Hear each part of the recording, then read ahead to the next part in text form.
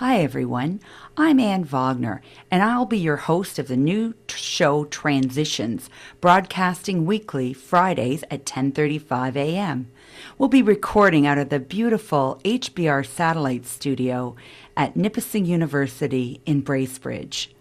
The focus of the Transitions show is going to be on issues of mental health, addictions, and overall wellness, with a specific focus on young people. The show is named Transitions as it refers to our time of life when, as young people, we're going through various transitions. We experience things such as finishing high school, maybe entering the workforce for the first time or for the first time full time, or maybe going on to post-secondary education.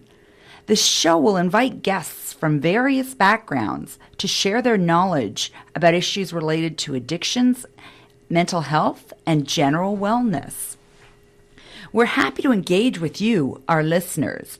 We don't yet have access to the equipment that would enable us to take your phone calls, but nonetheless, we encourage you to get in touch with us with your questions or thoughts via email.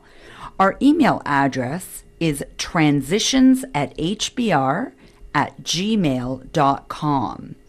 That's the word transitions, ATHBR@gmail.com. Every week, we'll answer your questions and also share your comments. So please let us know what you think. And today I'm here in studio with Charlene Cluett, who works at Muskoka Parry Sound Community Mental Health Services. Welcome, Charlene. Thank you, Anne. It's good to be here. Great. I'm wondering if maybe you could explain to us what your role is at the agency. Well, I'm the manager of operations for the Muskoka District for mental health and addiction services. And in my role, I try to participate in a larger healthcare system to keep an eye and ear open for improving our healthcare system wherever we can. I oversee the day-to-day operations and services in Muskoka and try to maintain a good quality service with good results as well. And I oversee the budgets and respond to concerns and complaints that people may have. Wonderful. Sounds like a big job. Well, it gets bigger every day, but we have hope and we don't say no. Excellent. So could you maybe tell us about some of the issues that lead people to seek mental health support services? Well, some of the things that contribute to people developing mental illness issues or addiction or gambling concerns have to do with life circumstances. It can be in a combination of life stresses. It could be biological. You've heard of women who, after they give birth, they have postpartum depression, and their biology actually changes, which leads to postpartum depression. Sometimes it can be a physical illness that somebody has difficulty coping with, and they could become anxious or depressed, given the circumstances. Sometimes it can be a result of traumatic experiences that people have had early in life or later in life.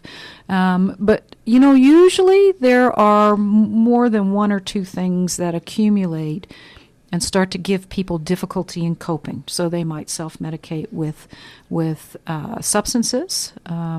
They might decide to use substances to cope with stresses, and then substances may bring on a psychotic disorder. So sometimes people can be predisposed to psychosis as well. Sometimes there's a genetic link as well.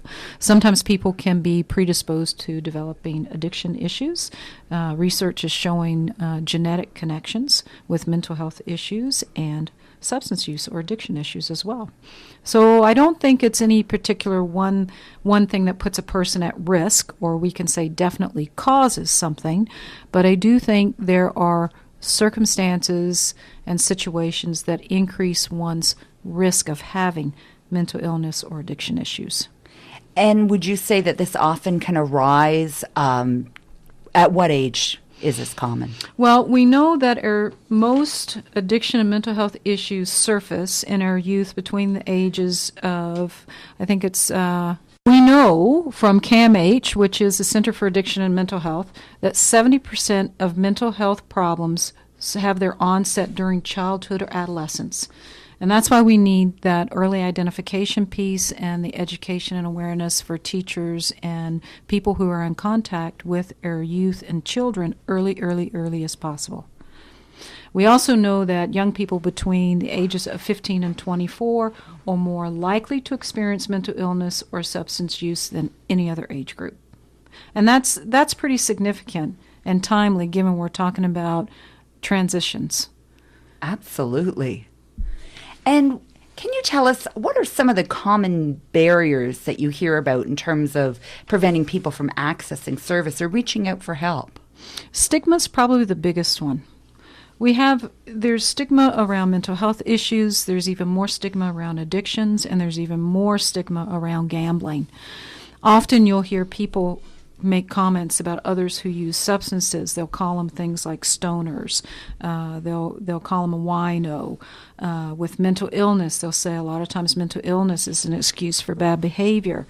Gambling, you rarely hear anything publicly spoken about that issue because the person goes gambling but they can't afford to feed their family, or they can't afford to pay the mortgage, or there's a car being repossessed, etc., etc. So with gambling, they can gamble on the internet and nobody's ever the wiser. However, we do have a website on Addiction Outreach Muskoka Perry Sound that's a self-assessment for gambling, and people can go and they can access it and they can do that self-assessment, and at least that can give them an indication about whether or not they need to think about getting help for it. So would you say that's one of your agency's strategies to try and engage people by and giving them the opportunity to self-assess in the privacy of their own home potentially by using an online tool? Yes, and to be safe about it as well. If someone feels that they have a problem with gambling and even if they're concerned about meeting or crossing paths with somebody they know that uses mental health service or addiction services, they can call us and we will try to set that appointment up so their paths don't cross with anybody. I mean, we have back doors to some of our offices that, if they want us to meet them in the hallway and they come through the back door, we will try to preserve that anonymity as much as possible, because the important thing is, A, recognizing that there could be a problem, B, trying to learn how to do something differently, even if it's reducing the amount of substance use or gambling. Harm reduction doesn't mean you have to cut things cold turkey. So we will do what we can to provide that person with the help they need to make improvements, even if it's a little step at a time. So that's important to note that your organization supports harm reduction. Absolutely. Excellent. And can you tell me a little bit more about the types of services that the organization offers? Well, currently, mental health and addiction outreach are integrating into one agency, which is, I think, a real good thing to celebrate, because that means every door is the right door. It doesn't matter if you come through Addiction Outreach's phone number or mental health's phone number. You get our intake service, which is for both, and they will make sure that you get to the right person for the right service. We have a crisis service, and it's a self-defined crisis, so anybody can call. We have longer-term services, supportive housing as well, partner assault response, early episode psychosis for youth who had their first psychotic episode, and to help them get back into their life and transition smoothly. Very important. Okay, well, maybe we're going to go and take a quick commercial break, and we'll be right back. Welcome back. We're talking with Charlene Cluett today of Muskoka Perry Sound Mental Health Services. And Charlene, you were just telling us about some of the services that are offered through the organization. Right, and we also have psychiatric consultations for people who might want to get more of a diagnosis if they meet the criteria for a diagnosis, or if they're concerned about taking medication or needing medication. We also have our addiction workers that are in our elementary schools and high schools as well. And again, going through transitions and trying to identify students who can potentially have problems early as possible. These workers are critical in trying to identify some of those things and provide education and prevention to the staff as well. So it sounds like you provide a really broad range of services. And you also mentioned how you're sensitive to privacy issues and confidentiality. I'm just wondering if you could speak to, is there still a great degree of stigma attached to mental health issues and addiction issues? I think there are huge stigma issues still attached to it. And I think until our our community or our society becomes understanding and accepting of people for where they are and for who, how, and what they are, I think stigma will continue. I was reading some CAMH statistics the other day around stigma, and a couple of them I thought were very telling. And one of them from CAMH stated that 50% of Canadians would tell coworkers or a family member that they have a mental illness, compared to 72% who would share that information if they had been diagnosed with cancer. That's a startling statistic. It's very scary, because you're more apt to die from cancer than you are a mental illness. Yet we still try and hide that reality. Right. And another statistic is 42% of Canadians are unsure whether they would socialize with a friend who has a mental illness. And I think, wow, if someone has a mental illness, that's not who the whole person is. That's only a part of them. Yes. They're still a mom or a student or a friend or a sports player, or there's so much more to who people are than just their mental illness or physical health issues or addiction issues. And there's also another one that said that 55% of Canadians said they would be unlikely to enter into a spousal relationship with someone who had a mental illness. So you might fall in love with somebody and then they find out that they suffer from depression or anxiety, and then that's it. That's sad. That's very sad. This is all very disturbing, and I'm just wondering whether that reality factors into the work that's being done in the organization. As much as possible, we try to do education and prevention, and we also have a consumer survivor initiative where we have initiatives where people who have mental illnesses, or if they have family members that have mental illness or addictions, can go to these groups and activities, and they can talk about their struggles, support each other, just like anybody would do in a support group with diabetes or cancer. So we are also trying to participate in Defeat Depression Walk, which happens in May. We try to participate in the Bell sponsor about Let's Talk as well. So we're trying to get it out there. We're trying to say mental illness is only a part of who you are. Addictions is only a part of who you are. You're much more than those labels. Even today, talking about transitions. It's a scary time when our youth are going from high school to post-secondary to the workforce to family. It's huge stresses, and we need to be talking about these at the transition points, because that's when they're most vulnerable. Excellent point. So from your perspective as a citizen, as an expert in the field of mental health and addictions, do you see positive change? Do you see hope? I do. Every day, and I can smile really big when I say that. We have consumers or service users who have participated in our services, who have written us letters to say thank you very much. They've gone on to find employment. We also have a developmental disability services as well, and we've had individuals find each other, fall in love, get married, have a life just like anybody else in the community. And I don't think anybody's needs are any different other than a good place to live, good friends to have, purposeful activity, to feel needed and loved. I don't think we're any different. So we've had those success stories. And hopefully you'll have some guests on this show that can speak to their own success stories. Absolutely. And I think it's important that we promote that so that we can also work to dissipate this stigma that surrounds it. That's right. So I'm just thinking about someone who's not quite sure. They're not feeling great. They're thinking maybe they might be experiencing some mental health, maybe some addictions issues, but they're not completely sure that they're clinically in need of service. What would you suggest they do to decide whether they're just going through maybe a rough patch in their life or whether they really would benefit from the services? If people are struggling with that type of question or concern, call us. Don't wait. You can talk to an intake worker. The intake worker will do a thorough screening. They'll talk about the whole person, all the different facets of their lives to find out where the stresses are. how long they've been going on. And a lot of times, if it's not something that is a clinical depression or it's not a psychotic disorder, or they don't need to have psychiatric consultation, a lot of times their intake crisis workers will have some strategies that they'll share with the person that they're talking to.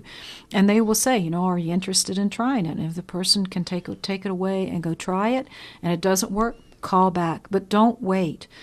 Call their crisis intake, talk to your family doctor, call the helpline through Information Muskoka, and I think we can list some of those links on the website for the radio. Don't wait. Call, pose the question, because people who are waiting are buying into that stigma. So let's pose the question, talk about it, and not wait.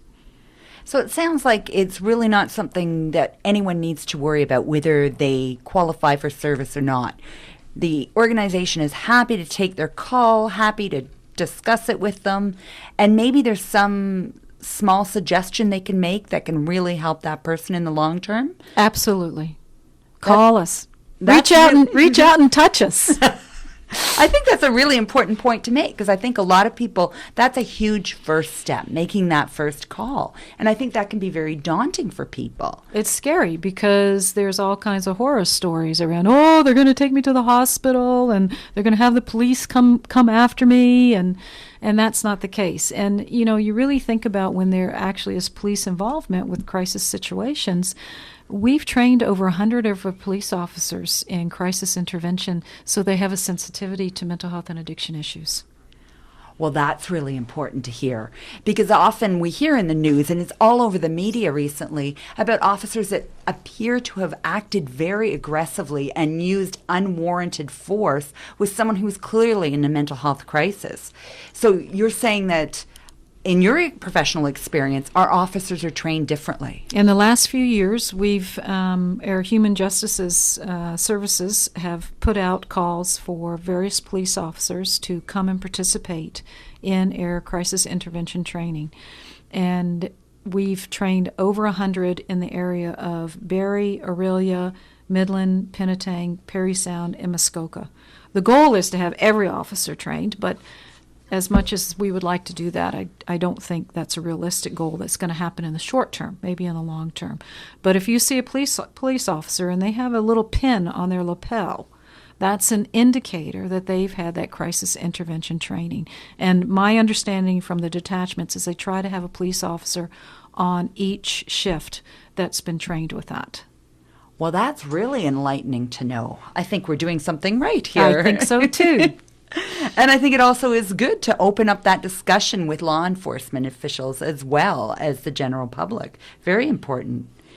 So, Charlene, if people are interested in learning more about the services that are available, where would you suggest they look? Call us. Call us at Mental Health, 705-645-2262. And we can also list phone numbers and contacts on the website as well. There's also Muskoka Victim Services that are well aware of our services. We partner with them with many projects. Interval House as well, if there are women who are experiencing violence or abuse in relationships. And Interval House can contact us as well and sit with the woman while they call and give them support. And Muskoka Victim Services will do that as well. There are physicians. We've had physicians call while the person is right there in their office. If they have a support person, their mom, their friend, they can come in with them as well. Just because someone comes into the office, it doesn't mean we see that person by themselves. If they have a support, bring the support with them. And that makes me think of a situation. What if you have a friend, a close friend, a family member, and you're concerned that maybe they are experiencing some sort of mental health or addictions issue? Is it appropriate for them to make contact to ask how they can support their friend or loved one? Absolutely. They can refer that friend or loved one to the service, but when the intake crisis worker calls that person to check up on them, they will let them know that, someone called us because they're concerned about you. So we try not to keep secrets because we find that's not helpful. Right. And sometimes loving and caring about a friend means taking the risk of that friend being upset with you. And sometimes doing the right thing and loving someone enough risks the relationship as well. But we do try to temper that as much as possible to let the person know that it's out of the caring person that we're making that call. Right. And then one more question that occurs to me as we're talking is, what if someone is experiencing some sort of crisis and they're in distress and it's not during regular business hours? Is there anything available that they can reach out for support? Absolutely. They can call the After Hours Crisis Line. It's available 24/7, 365 days a year. The phone number's in front of the phone book. We can list the 1-888 number for Muskoka and the 1-800 number for Perry Sound area as well. And it's for Aboriginal people too. We have a crisis service from our Aboriginal mental health program as well. So it's for different cultures, and we try to be culturally sensitive as much as we can. Excellent. Well, thank you so much for coming in today, Charlene. You've been a wealth of information. And just to remind you, listeners, we welcome your comments, your feedback, and your questions. You can email us at transitions@hbr@gmail.com. And that's transitions, ATHBR@gmail.com. And each week we'll try and answer your questions and share your thoughts. Thanks so much for listening. We'll see you, or we'll talk with you again next week.